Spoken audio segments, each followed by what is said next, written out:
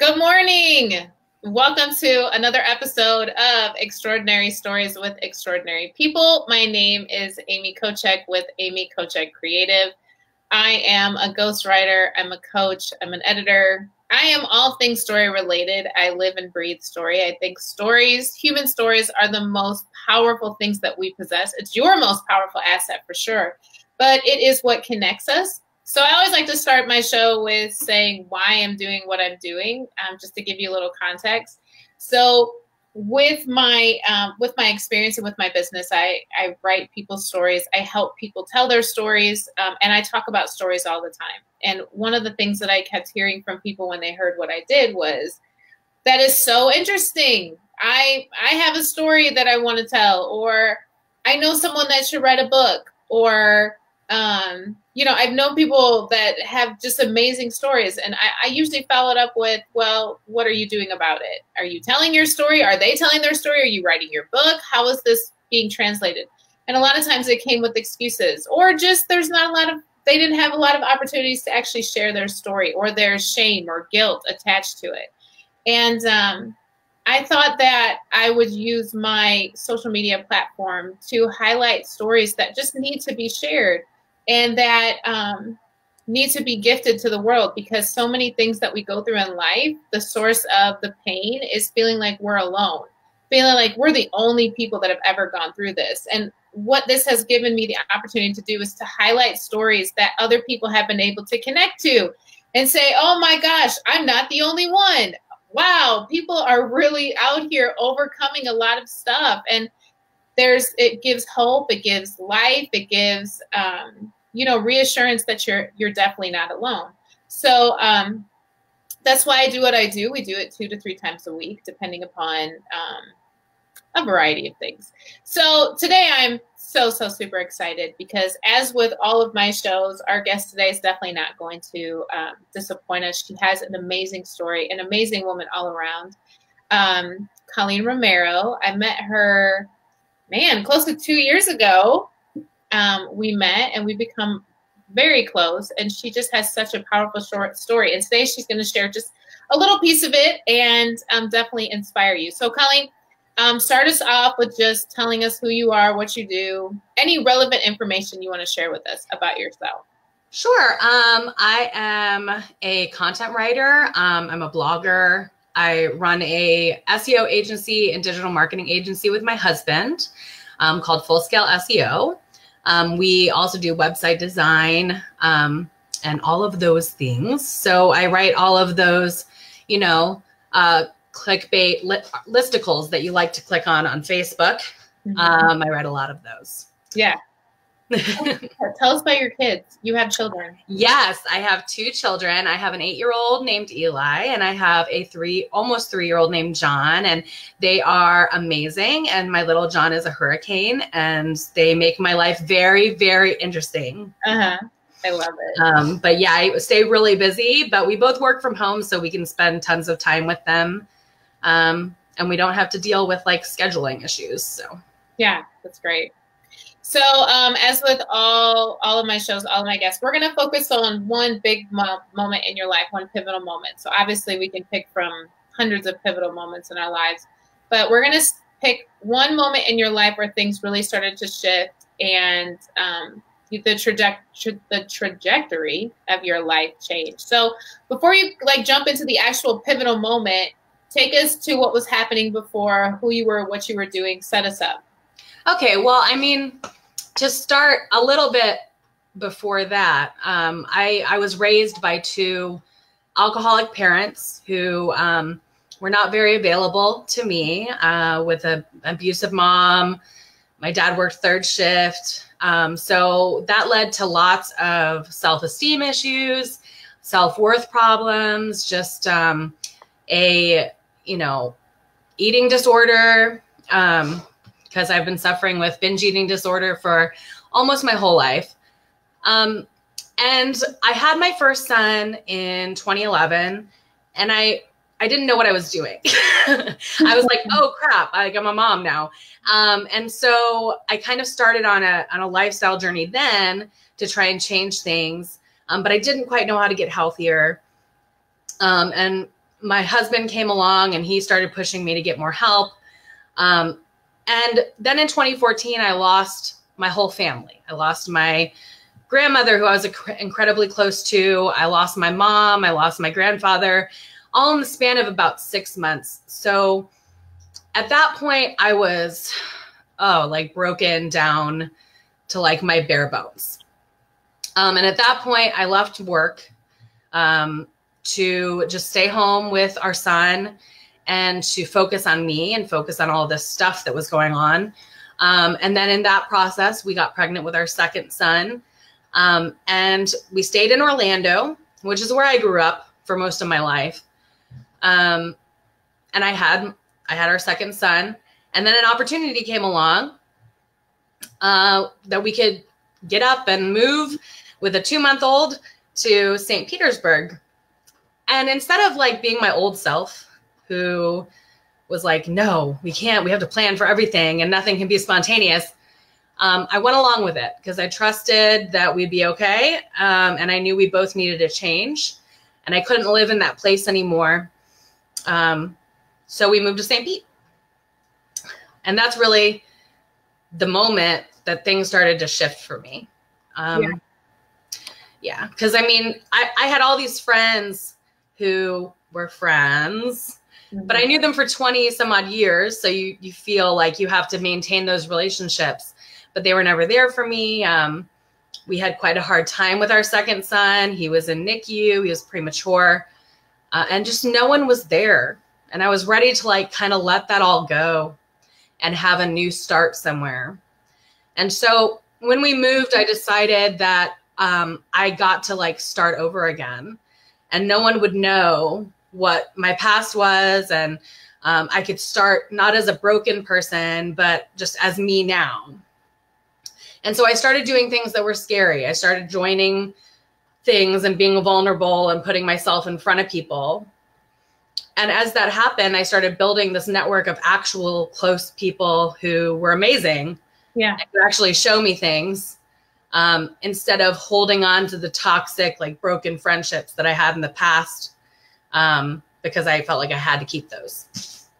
So just to rewind a little bit, because I think this is valid for so many people. When you were going through so much of what you went through, right? Like alcoholic parents, abusive, to all these self-image issues, then like trauma after trauma is dealing with death. What was your coping mechanism through all of that, through all of this pain? How are you coping? Are you dealing with it or are you not dealing with it? No, like that through that whole time, food was my mechanism to cope with all that.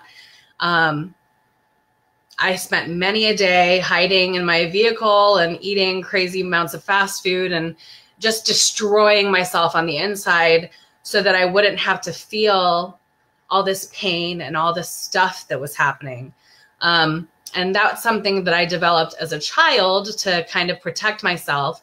That was the one thing I had control over, was my diet, and what I ate. And that made me feel better. And that continued into a young adulthood, into my college years, that I always hid it from everybody. Everybody would always be like, I don't understand how you're overweight. You like never eat. And because I didn't eat in front of people, I would have like a salad. I will have 2 bites of something in front of you. Yeah. But yeah, I was eating in private so no one would judge me, because it made that pain go away. Yeah. And how did you learn to hide the pain from people? Because I'm assuming that people didn't necessarily know what was going on in your home environment. So how did you learn how to operate in public as far as the ability to cope in public? Well, as a young child, I started in theater. I was an actress. I'm also a singer. So I did a lot of performing. So at a very young age, I realized I could just be someone else, which made it much more comfortable for me. Even now, it's hard for me to get in front of people and be me. Mm-hmm. It's much easier to like get up in front of thousands of people and be a character. Like that's easier. Yeah. But through performing, basically I went from having to be home all the time as a young child to getting into high school where I would leave the house at 6 in the morning and I wouldn't get home from my 2 or 3 rehearsals until 11 o'clock at night, which kept me out of my house, which was my end goal. Yeah. And then I went to school for theater and that kept me out of my house. Yeah. So through that, I always put on this brave face of like, I'm a happy person. I was always the funny, like fat chick who made fun of herself first. And I developed a very self-deprecating, sarcastic kind of sense of humor. So everybody was like, oh man, she is so cool and funny and self-confident. When really I was just really scared of everything. But I don't know, it was just an armor that I put on, and that was kind of set up by my family. It was just, we were always supposed to keep this secret. I was never supposed to tell anybody. My mom was a very functional alcoholic. She would go to work and no one knew. I mean, if you told her coworkers that she drank anything, they would be shocked. So it was just a big secret. And so I kept all that private and I never shared it with anybody except my very close friends. All that led to like really detrimental relationships with people who didn't value me for who I was, just valued me for what I could give them. And I accepted that because I didn't know how to love. I didn't know how to love me. So you can't love somebody else if you don't know how to love yourself. Yeah. So yeah, through all those years, I just developed a really good way of hiding it.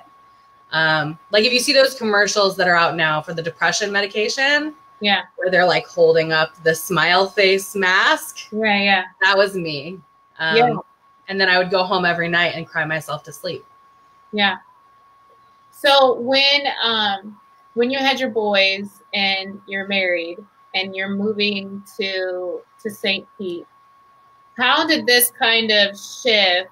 Because I think sometimes people have this mentality of, if I can just get away, you know what I mean? Like if I just move and start over, everything will be better, right? But you take you with you everywhere you go. Right. So you get to St. Pete, and when do you start realizing that you have to start dealing with this and started learning the strategies? When did you realize, if I don't deal with this, like something bad's going to happen? Well, like I said, I had a newborn at the time. So I had a newborn and a 5-year-old who was in kindergarten. And I suddenly had no network. We used to be close to my husband's parents, so they could watch our oldest son whenever that we needed to, and they were around a lot. Suddenly I was faced with the fact that I was alone with these boys 90% of the time. My husband at the time worked at a place that had him traveling all over. He would go on week-long conferences, and I would be, solo parenting for weeks at a time. And I fell into one of the worst depressions I think I'd ever been in. And I said, I can't do this to my kids. Like I can't not be there for them. There's a baby who needs me. My oldest has anxiety. I can't be this person anymore. So that was really the first time that I went to get therapy. I had tried therapy a little bit in Orlando, but didn't really, I wasn't dedicated to doing the work yet. It's like you can go to therapy and you can continue to wear a mask. And then they're like, oh, well, there's not really that much wrong with you. You sound like a normal woman. Yeah. So I guess I found a new therapist who I could be a little more real with.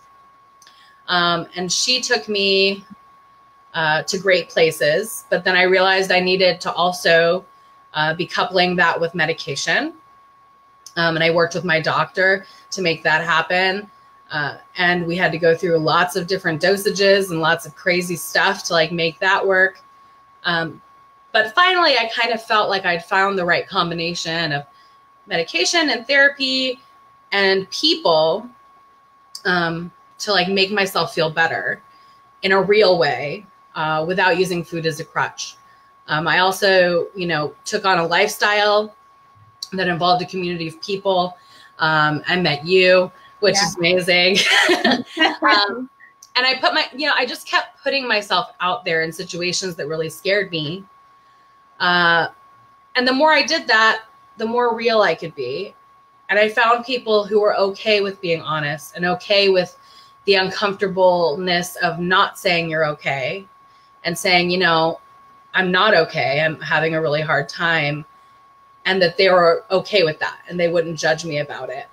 I got really good at finding resources to support me in my mission of like self-awareness and resilience. I found another amazing therapist who has been helping me build my self-worth and pushing me to love the person I am. And really now I feel like I'm sane for the first time in my life. Like, yeah. I feel like the best version of myself. I feel like I'm heading in the right direction. I've been consistently losing weight and not using food as an emotional coping mechanism anymore. So these are all good things. What do you feel like through your work of like digging up, you know, like removing, letting go, like really facing issues, especially from your childhood?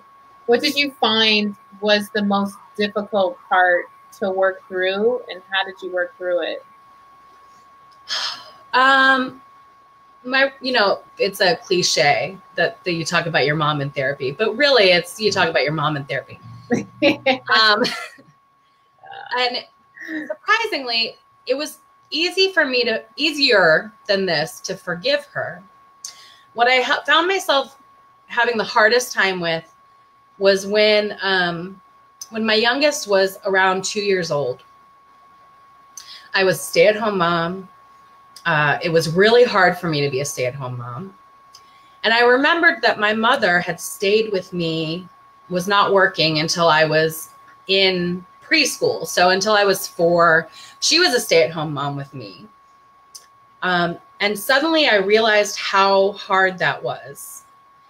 And I realized how blessed I was to have resources available to me to support me in that task. And all of a sudden I was feeling thankful to this woman who also broke me in a lot of ways. And I had to like write a letter to her, like thanking her for selflessly giving up her dreams. She'd never finished school and she took care of me. And I was also a surprise. I wasn't planned. And she didn't know what she was doing either. And suddenly I found myself in the same place as she might have been. And I felt how easy it would have been to rely on a crutch like alcohol or drugs or food or any addiction, anything that you use that's detrimental to your health to deal with your emotions. I realized how easy that would be had I not built a network of resources and had I not had health insurance that gave me therapy, and not had a supportive partner who didn't think I was lying when I said I needed help and that this wasn't normal. And we live in a society now that is much more accepting of mental health than we ever did before. So dealing with that gratitude towards her, I really grappled with that for a long time, where it was like very mixed up in my brain. I would get emotional about it all the time. But really, once I wrote that letter and set it out into the universe, man, it was like layers and layers came off me. Because at the end of the day, I was raised by the people I was raised by, but I'm an amazing adult who became successful and I own my own business and I'm like making it beyond the fact that my parents had issues. And I think it's because I realized that they held no malice for me. It was just, they had issues and they didn't know how to work through them and they didn't have the resources to heal themselves. Yeah. And I wish they would have. Yeah. So one of the things that you said that I found so interesting is that one of the ways that you escaped was through theater because you got to play somebody else, right? Mm-hmm. Which I think is so like physically evident of what so many of us do mentally and emotionally, right? Mm-hmm. Like we choose a role to play and we play it our whole lives. So tell us about the process of you learning how to play Colleen, like learning how to, first of all, introducing yourself to Colleen, and then like learning to play her authentically without trying to bring in extra characters. Yeah. That was hard. It was kind of like I had to go through a process of really not knowing me at all. My previous dreams from when I was younger, or even when I was in school and what I went to school for, they didn't seem to apply anymore to my life or the person who I wanted to be. I started looking at things that I had long since said I couldn't do because of X, Y, or Z, and just started doing those things. I started building out, I mean, I was working as like customer relations for our agency. And I took that a step further and started really managing our content product because I'd always wanted to be a writer. And I always thought you couldn't be a writer because that doesn't make any money. But through the power of the internet. Yeah. It is one of the best times to probably be a writer. Yeah. So I developed an entire content strategy. I really set to learning a system so that I could make money. And I reached out to different companies. The company my husband partnered with at the time was hiring an entire staff of bloggers and support people. And then I slowly started building a content empire within our agency. And now I've been able to like kind of separate myself, and I get to do what I love to do all the time, which has helped. Like that, being real with what I want to be doing and not asking permission anymore. I had to get really comfortable with being a woman and being an adult and putting on my big girl panties and saying, no one's going to give me permission to live my life. No one's going to give me permission to be happy, and no one's going to give me permission to do what I want to do. I just have to make those decisions for myself. And when I started standing up to the people in my life, I mean, especially, you know, my partner, for a long time, you know, I let him kind of steer the ship. And then I had to start saying, no, I'm going to do this because it's good for me. And I'm making accommodations for myself to do it. But I'm not asking your permission anymore. I'm not asking for permission from anyone. I'm just going to do the things that I need to do to be the best version of myself. And I started facing the lies that I'd been telling myself, and really started affirming the things that I knew were true logically, but that subconsciously I was like crossing out in my head. And that took a lot of work. That took a lot of, there was a time where I had affirmations posted all over my walls in my house, on mirrors in the bathroom. Things like, you're beautiful, like you're worth it. You are a worthy human being. One of the things that my mother loved to tell me almost every day was, what the hell is wrong with you? So I had to say a lot of, there's nothing wrong with you, and you are enough. Because for so long I thought I was broken and I wasn't enough, and why would anybody like me just the way I was? Yeah. So I stopped apologizing, and I stopped asking, and I just started doing. And apparently people like me the way I am. So that was helpful. Yeah. What was one thing that you discovered about yourself that surprised you?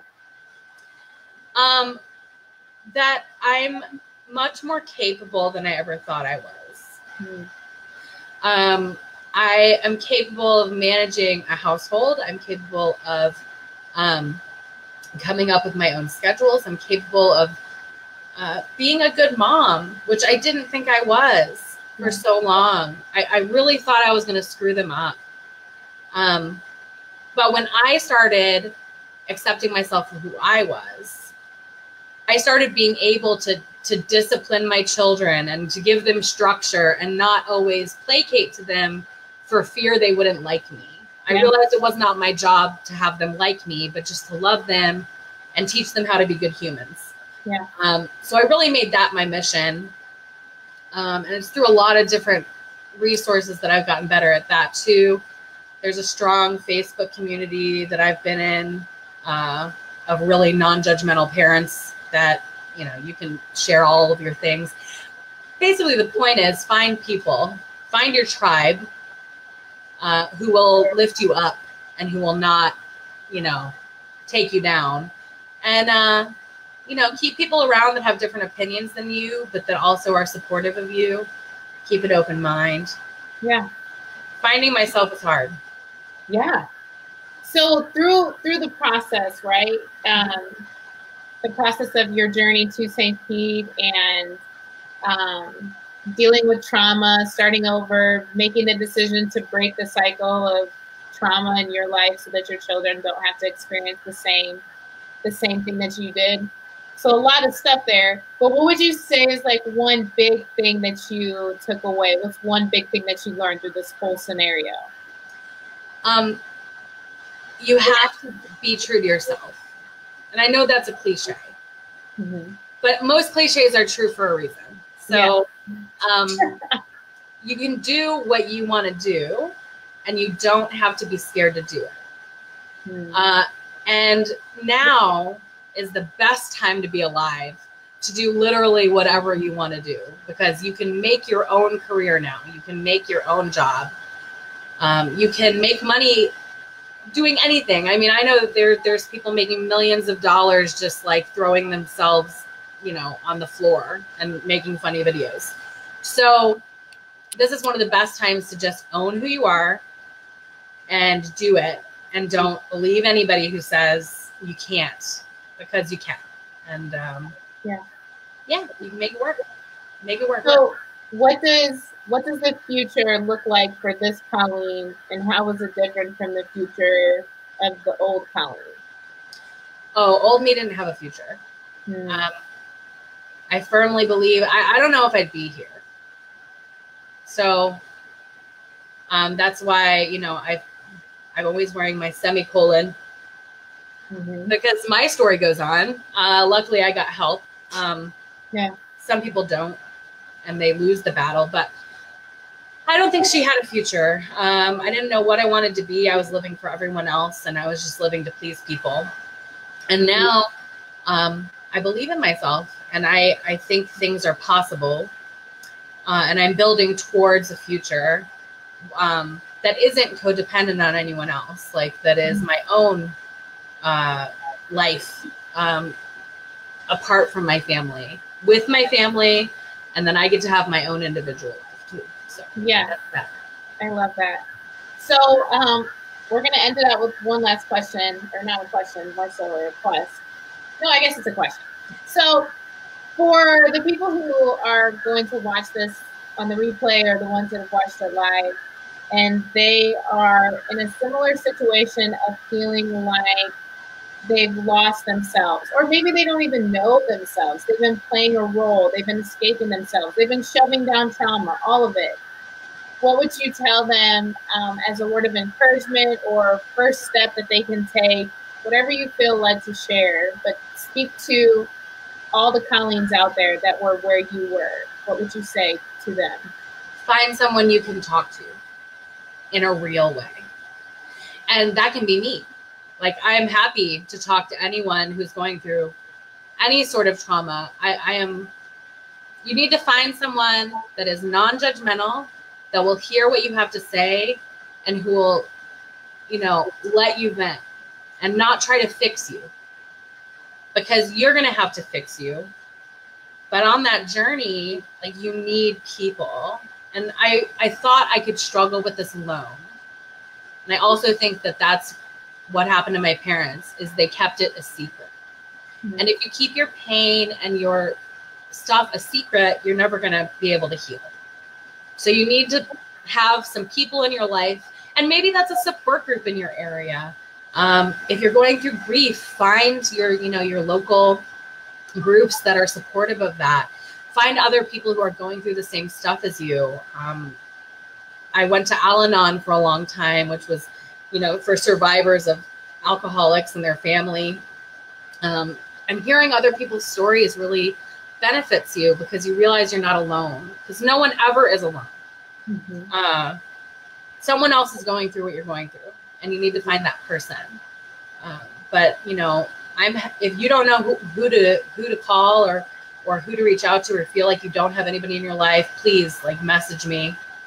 I will help you find resources, because it's my mission to get people well, and to find mental health and like care for people who don't think they can, because you can, and there's free resources.